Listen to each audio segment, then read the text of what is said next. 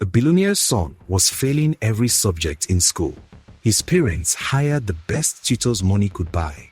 Nothing worked. Then one night, the billionaire came home early and found someone teaching his son on the kitchen floor. It wasn't a tutor. It wasn't a teacher. It was the maid's 14-year-old daughter. What happened next will leave you speechless. Stay till the end, because this story will restore your faith in humanity. Before we begin, my dad bet me 5,000 naira that I won't reach 1K subscribers. Help me collect his money. Subscribe to my channel and tell my dad in the comment section the place you are watching from to prove him wrong. Chief Adeyemi Olaniwaju was one of the richest men in Lagos. His tech company was worth billions. His mansion in Ikoyi had 15 bedrooms. His cars filled an entire garage, but none of his wealth could fix his biggest problem. His 15-year-old son, Tobena, was failing school. Every report card brought shame. Mathematics, 23%, English, 31%, Science, 19%. The teachers said the same thing every term. Toby is distracted. Toby doesn't focus. Toby only cares about video games and his friends. Chief Adeyemi hired private tutors. 5 different ones. Each one lasted 2 weeks before quitting. "Sir, your son refuses to learn," they all said. His wife, Zainab, blamed everyone except her son. "These teachers are useless," she would say. "Our son is brilliant. They just don't know how to teach him properly." But Chief Adeyemi knew the truth.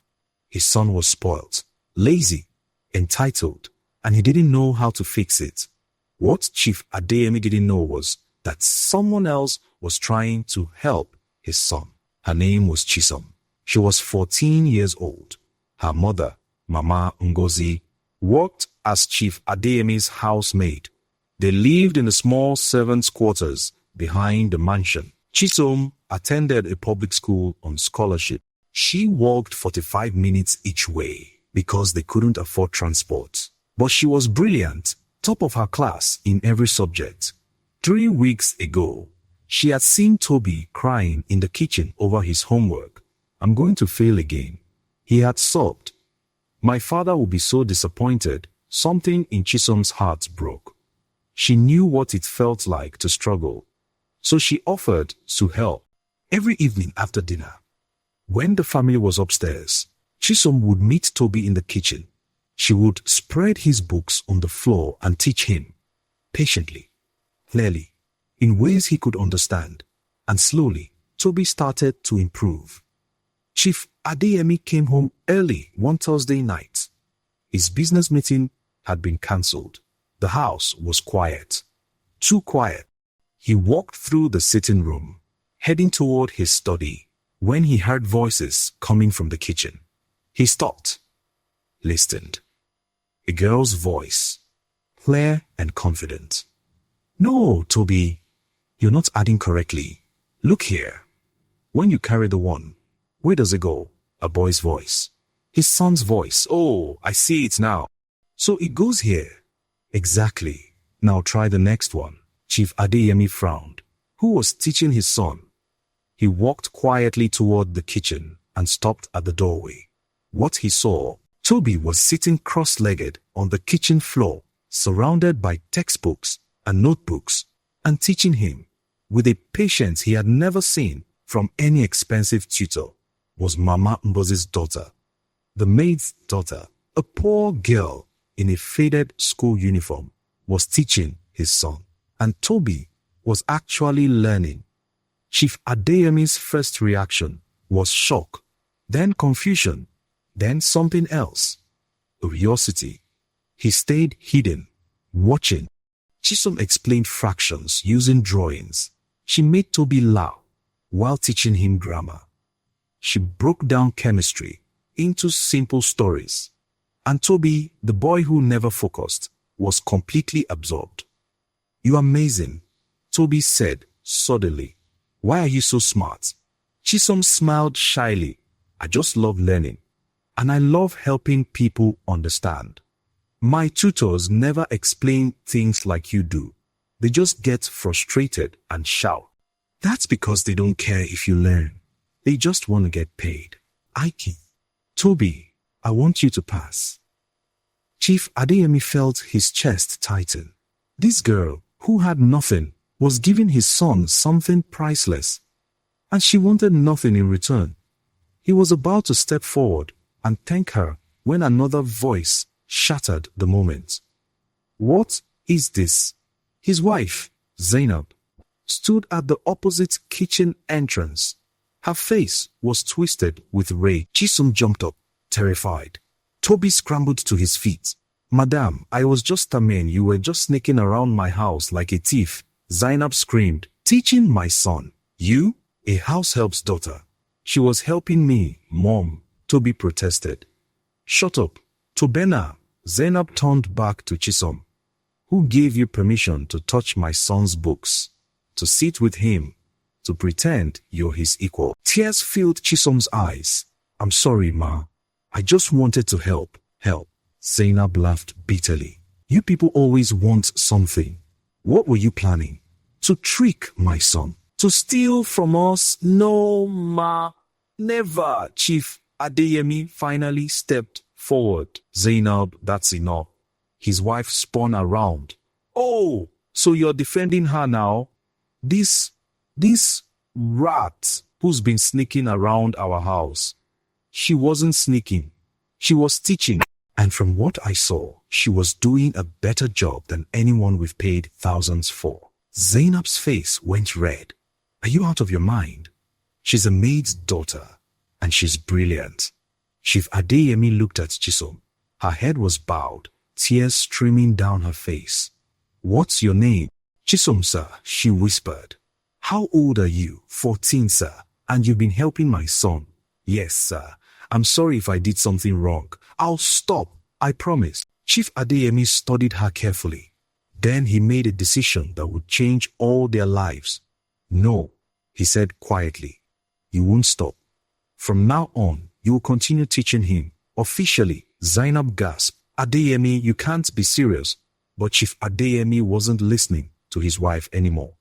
He was looking at the girl who had given his son something money couldn't buy. Hope. The next morning, Chief Adeyemi called Chisom to his study. She entered nervously, hands clasped in front of her. Sit, he said gently. She perched on the edge of the chair, ready to run if needed. Tell me about yourself. How did you become so smart? Chisom swallowed. My father, sir, before he died, he used to teach me. He said education was the only way to escape poverty. What happened to him? Her eyes filled with tears. He died when I was 6. Car accident. After that, Mama had to work as a housemaid to feed us. We moved from place to place. Sometimes we slept in uncompleted buildings. But Mama never let me miss school. She would starve herself to pay my fees. Chief Adeyemi's chest tightened. And your mother works for me now? Yes, sir. For 3 years. This is the best job she's ever had. Please don't fire her because of me. Fire her. Chisom, I'm not going to fire anyone. I want to help you. She looked up, shocked. Help me? I want to pay for your education. Properly. A good school, university, everything.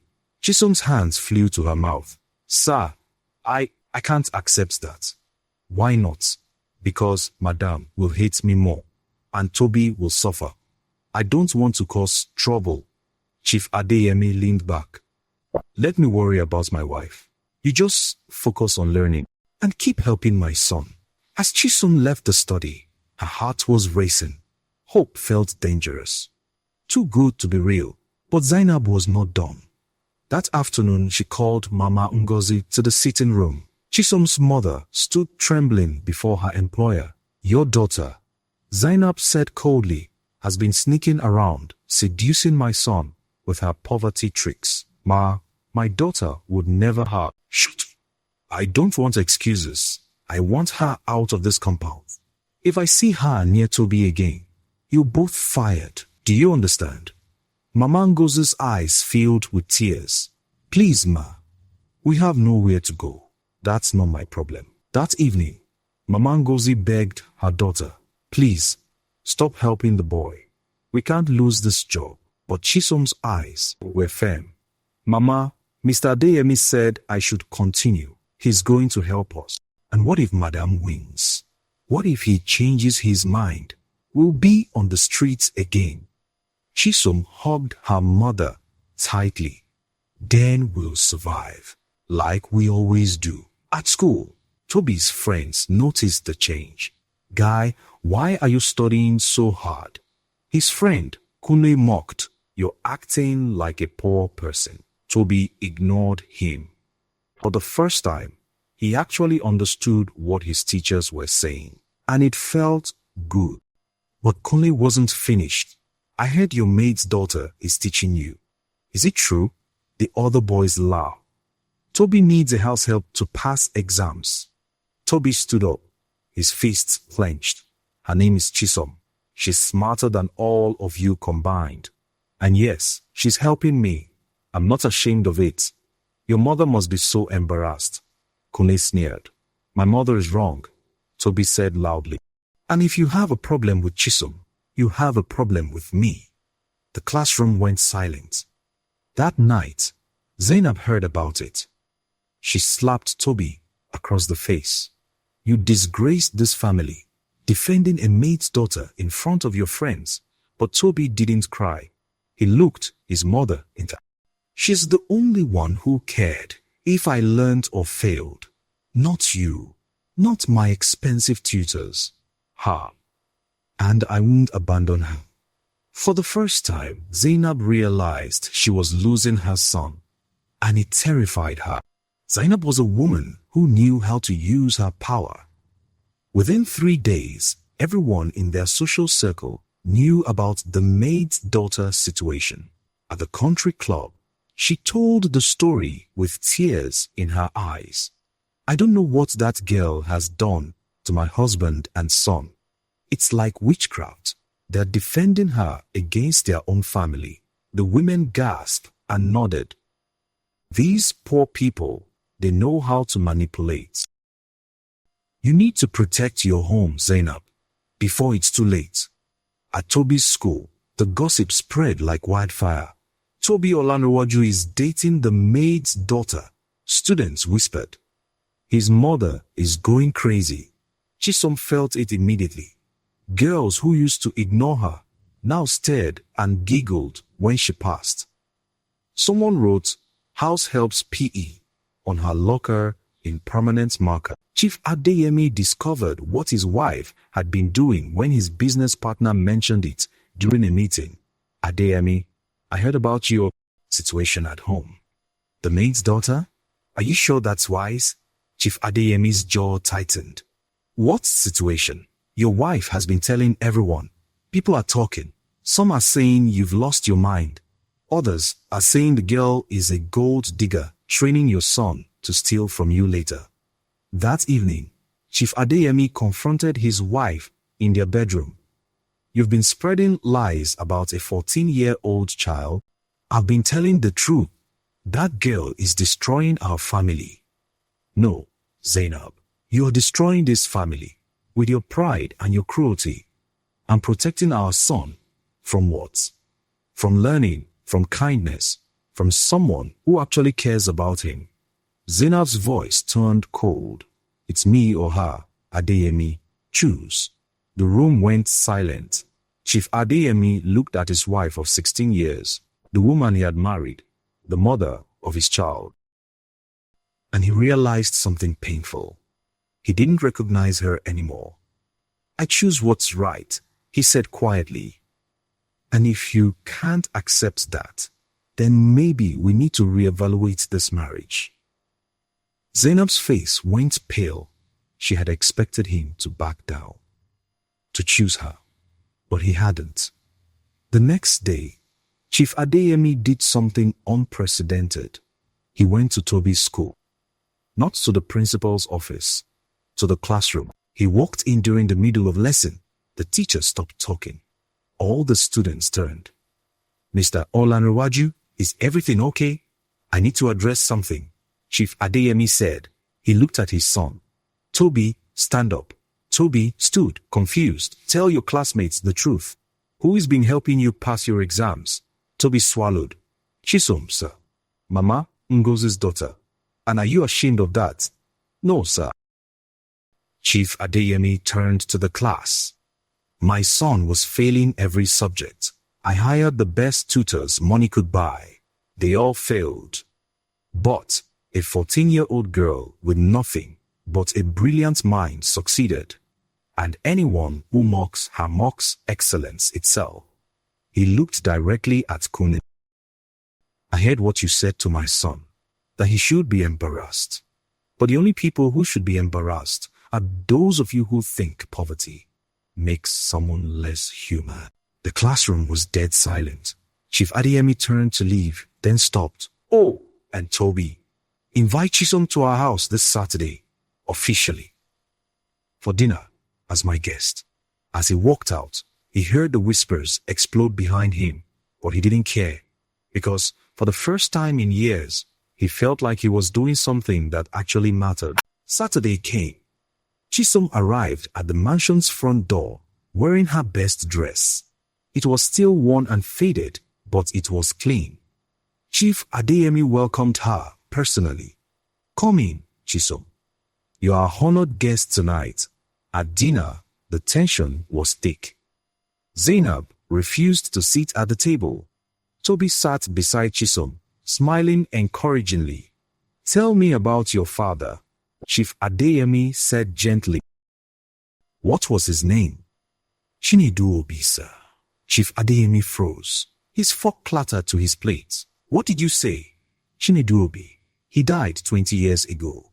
The billionaire's face went pale. His hands began to shake. Daddy, are you okay? Toby asked, alarmed. Chief Adeyemi stood abruptly and left the room. He returned minutes later holding an old faded photograph. Is this your father?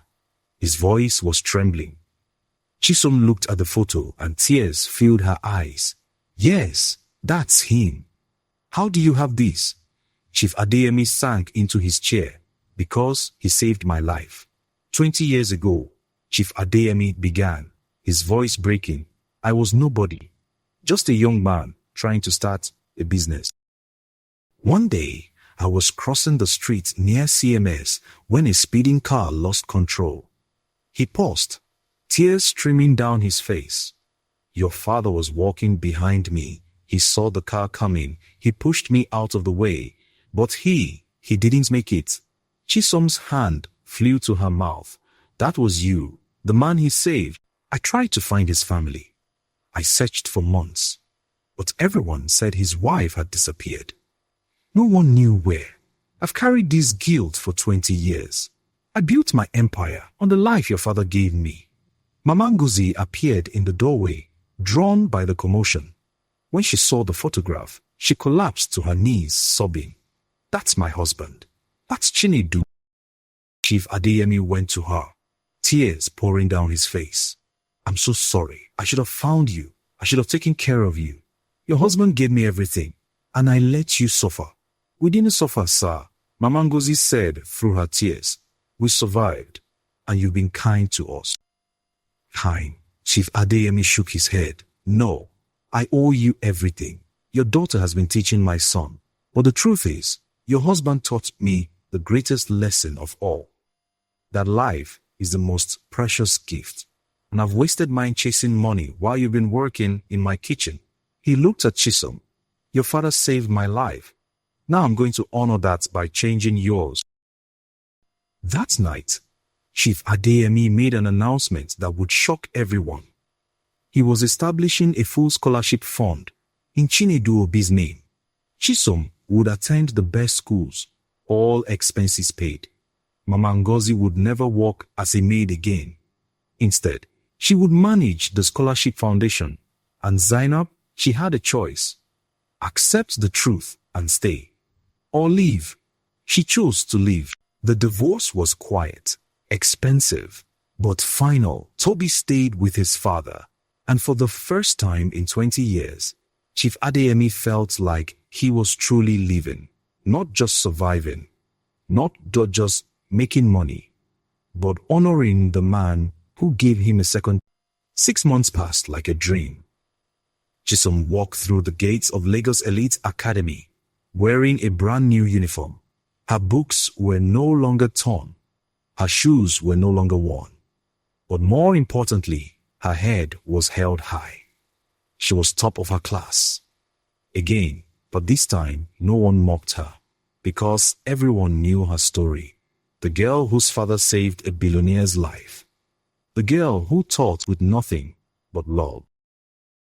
Toby walked beside her, carrying her bag. "You don't have to do that," Chisom laughed. "I want to," he said.